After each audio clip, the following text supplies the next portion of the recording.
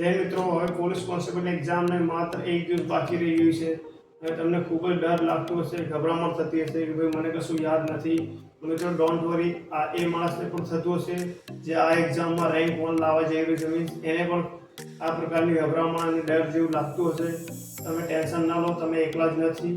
આ exam anxiety છે જે બધાને થાય છે, પણ હવે એનાથી બધા ડરવાની જરૂર નથી. કેમ કે તમે જે વાંચ્યું છે, જે વાંચીને ભેગું કર્યું છે એટલું ઇનફ છે. કે વધારે લોડ લેશો તો જે તમે વાંચ્યું છે એ પણ ભૂલાઈ જશે. એથી મોજમાં રહો, પોતાની જાત પર વિશ્વાસ રાખો, જે થશે સારા માટે થશે. અને આજ બપોર પછી બધું વાંચવાનું બંધ કરી દો, જસ્ટ ચીલ કરો, મિત્રો જોડે વાત કરો, તમારી ફેમિલી જોડે ટાઈમ સ્પેન્ડ કરો, વધારે લોડ ના લો. છેલ્લી ઘડી પેનિક કરવાથી તમારે જે યાદ છે એ ભૂલાઈ જશે. એટલે બીજા જોડે સરખામણી ના કરો, ભાઈ પહેલાંને વધારે વાંચ્યું હશે, મેં ઓછું વાંચ્યું હશે, વગેરે વગેરે.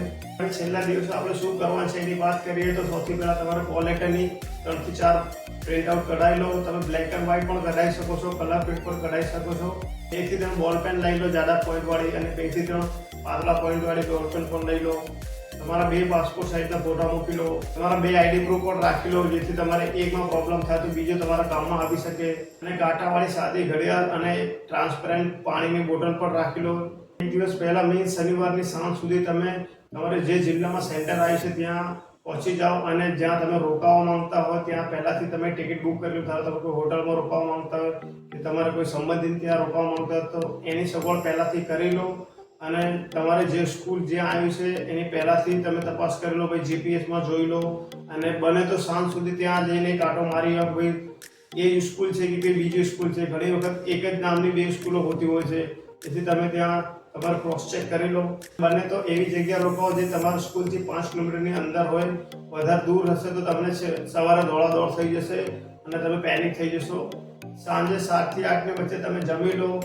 હળવું અને સાદું ભોજન જમો, વધારે મસાલાવાળું કે તેલવાળું ના જમો, જેથી સવારે તમારું પેટ આરામથી સાફ થઈ જાય. અને ટ્રાય કરો કે 10 વાગ્યા સુધી તમે પથારી પર આવી જાઓ અને સૂઈ જાઓ.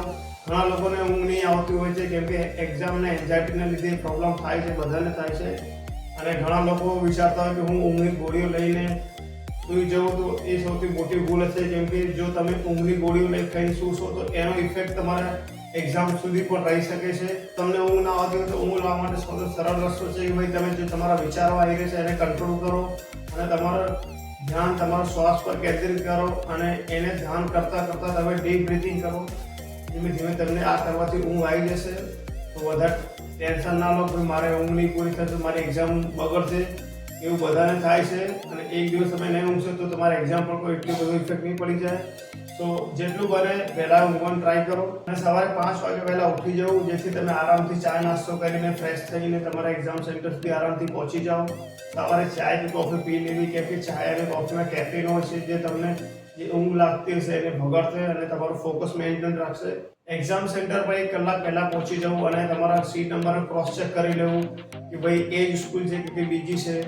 અને જ્યારે તમે ફ્રી થાઓ તો બીજા લોકો જોડે વાત ના કરતા કે ભાઈ તમે કેટલું વાંચ્યું છે, હું તો આટલા વર્ષોથી તૈયારી કરું છું, વગેરે વગેરે. તમારા મનને શાંત રાખજો, અને જ્યાં સુધી તમે એક્ઝામ આપીને બહાર ન આવો ત્યાં સુધી બીજી બધી ચર્ચાઓ ન કરતા. એક્ઝામના દિવસે બિલકુલ પણ વાંચતા નહીં. ઘણા લોકો એક્ઝામ સેન્ટરમાં ચોપડે ખોઈને વાંચતા હોય છે. એક્ઝામના 1-2 કલાક પહેલાં પણ તમે વાંચશો તો તમને વધારે લોડ આવશે, અને જે તમે વાંચ્યું છે એ પણ ભૂલાઈ જશે. જેથી છેલ્લી ઘડીએ વાંચવાનું ટાળવું. એક્ઝામ ચાલુ થતાં પહેલાં તમે જે ફ્રેશ થવા માંગો કે વોશરૂમ જવા માંગતા હો તો એ ફટાફટ પતાવી દેવું. અને જ્યારે તમારા હાથમાં પેપર આવી જાય તો પેપરને હંમેશા 3 રાઉન્ડમાં અટેમ્પ્ટ કરવું.